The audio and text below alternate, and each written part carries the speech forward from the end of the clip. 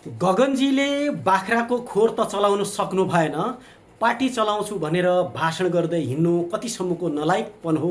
मोहन बस्नेत शेरबहादुर देउवालाई कुट्नका लागि, आक्रमण गर्न र लुट्नका निमित्त मान्छे पठाउने काम गगन थापाले गरे र नेपाल पूर्व प्रधानमन्त्री शेरबहादुर देउवा यही 28 गते नेपाल आउँदै हुनुहुन्छ। उहाँको हातमा हतगडेकी फुलको गुच्छा, यो विषयमा पछि कुरा गरौँला। त्योभन्दा पहिला म तपाईँलाई एउटा विशेष भिडियो, विशेष खबर तपाईँलाई म सुनाउँदैछु र नेपाली कङ्ग्रेस कसरी सकिँदैछ र नेपाली कङ्ग्रेस कसरी पतन हुँदैछ र पतनको बाटोमा जाँदैछ भन्ने एउटा एकदमै उदाहरणीय कामबाट म तपाईँलाई भिडियो मार्फत देखाउन चाहन्छु। पहिला यो भिडियो सुनाउँछु, त्यस पछाडि म तपाईँसँग कुरा गर्छु र त्यस पछाडि गएर गगन थापाले किन मान्छे पठाए, किन देउवालाई कुटायो, किन घर जलायो भन्ने विषय फेरि कुरा गरौँला। पहिला यो भिडियो सुनौँ।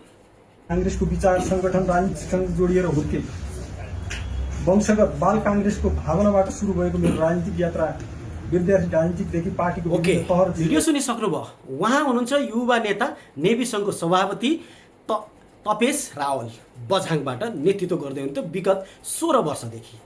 हो, उहाँले चाहिँ स्पष्ट भनिसक्नु भएको छ, म कुनै पनि स्वार्थ लिएर राष्ट्रिय स्वतन्त्र पार्टीमा छिरेको होइन। उहाँलाई स्वागत त छ, स्वागत छँदैछ। यहाँ स्वार्थी लोभी पापीहरूको काम पनि छैन, यो हामीले स्पष्टै भनेका छौँ, यसमा कुनै दुईमत छैन। तर नेपाली कङ्ग्रेसमा लामो 17 वर्षदेखि एउटा युवा, जुझारु युवा, जसले सुदूरका आवाजहरू आज मात्रै होइन, सडक मात्रै होइन, तपाईँको सडक मात्रै होइन, हरेक चेलीहरूका दुःख पीडा देश विदेशमा रहेका, उहाँको एकपटक जीवनी पढ्नु होला, हेर्नु होला। मैले राम्रोसँग हेरेको छु, बुझेको छु, त्यही भएर मैले उहाँको यो भिडियो बनाउँदैछु। उहाँ कङ्ग्रेसमा हुँदै गर्दा पनि मैले आजसम्म उहाँका विषयमा, उहाँ मसँग साथी पनि हुनुहुन्छ, तर उहाँका विषयमा कहीँ कतै पनि हामीले विरोध गरेको, किनभने कङ्ग्रेसमा पनि धेरै राम्रा मान्छे छन् हामी भन्दै गर्दा उहाँ पनि एक व्यक्ति हुनुहुन्थ्यो र त्यो व्यक्ति आज राष्ट्रिय स्वतन्त्र पार्टीमा आउनुभएको छ। उहाँलाई स्वागत त छँदै नै छ, उहाँलाई धेरै धेरै स्वागत छ।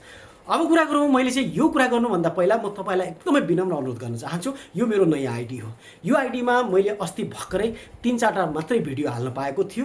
त्यस पछाडि म केही स्वास्थ्य अवस्थाको कारणले गर्दा भिडियो अपलोड गर्न पाएन। त्यस पछाडि म त्यत्तिकै बस्यो र आज पुनः एउटा यो भिडियो मैले पोस्ट गर्दैछु र पक्कै पनि मलाई आशा छ तपाईँहरूले यसलाई चाहिँ बढीभन्दा बढी सेयर गरेर, लाइक गरेर, कमेन्ट गरेर, इभन सबै सामु पुर्याइदिनु हुनेछ र ताकि गगन थापा जस्ता अनाधिकृत एउटा चाहिँ व्यक्ति जसले चाहिँ भ्रमको सिर्जना गर्दैछ, त्यो व्यक्ति कस्तो किसिमको हो भन्ने कुरा जनता र मनमा चाहिँ पस्नुपर्छ र गगन थापाको पतनका निमित्त यो भिडियो पक्कै